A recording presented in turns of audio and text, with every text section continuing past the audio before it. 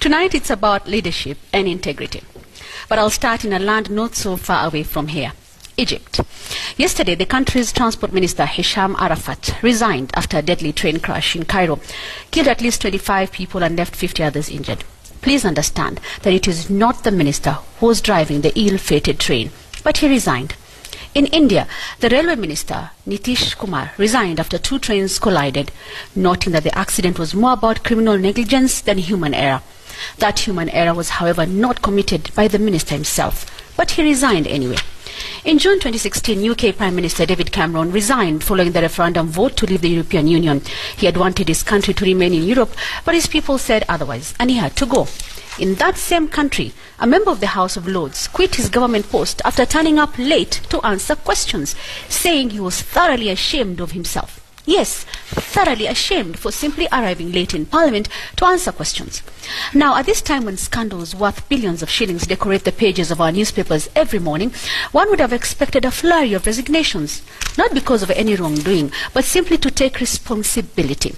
Because when this looting happens, there's always a place where the buck stops.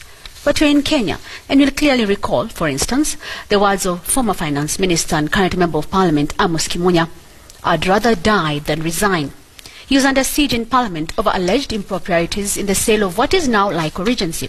He went and addressed a gathering of his supporters and made the now famous vow. In 2006, on being questioned over the Anglo-leasing scam, the then Vice President Mudi Awori said, "I will not resign. Who is my accuser and on what charge?" Article 73 of the Constitution describes in great detail the kind of leadership Kenyans need and deserve. It does not expressly ask anyone to resign, but the words there speak for themselves.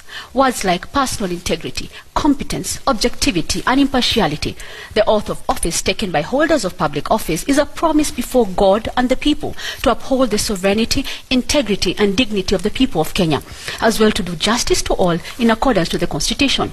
While taking the oath, the leaders also promise to truly and diligently serve the people, and end with the famous 4 words, "So help me God."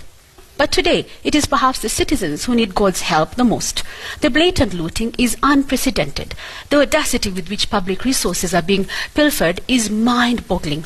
And yet, there are men and women put in place by the people and the law to watch over public coffers. The Constitution presupposes that when we go for elections every 5 years, we would look for Kenyans who fit this bill. But I'm not holding my breath. When the time comes for another election, we shall once again leave the comfort of our beds at 3 a.m. to queue and elect the very same leaders. Leaders who would rather die than resign. Are we not tired? Are we not angry enough? Or are we just stupefied or dazed? That's my memo.